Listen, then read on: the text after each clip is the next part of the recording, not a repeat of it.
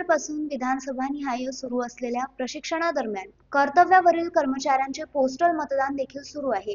8ही मतदारसंघात 10,638 मतदारांनी मतदान केले। अमरावती मतदारसंघात सर्वाधिक 2,289 कर्मचाऱ्यांनी मतदान केले। जिल्ह्यात 8 मतदारसंघांमध्ये 20 नोव्हेंबरला मतदान होऊ घातले असून याकरिता प्रशासनाकडून संपूर्ण तयारी करण्यात आली आहे। मतदानाला 8 दिवस शिल्लक असताना 8ही विधानसभा मतदारसंघात मंगळवार व बुधवार या दोन्ही दिवशी कर्तव्यावर असलेल्या 11,248 कर्मचाऱ्यांचे प्रशिक्षण पार पडले। या दरम्यान कर्मचाऱ्यांकरिता मतदारसंघनिहाय पोस्टल बॅलेटद्वारे मतदानाची सुविधा देखील करण्यात आली होती।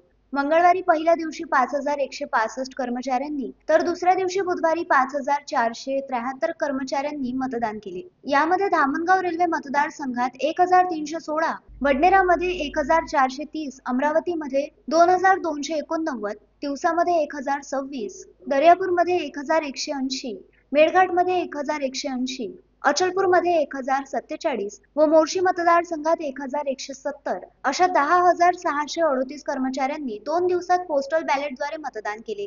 अमरावती विधानसभा मतदारसंघात सर्वाधिक 2,289 मतदारांनी पोस्टल बॅलेटद्वारे मतदान केले आहे। यामध्ये पोलीस प्रशासनासह सर्वच विभागातील कर्मचाऱ्यांचा सहभाग होता। Uttam Brahmanwade, the sting operation news, Amravati.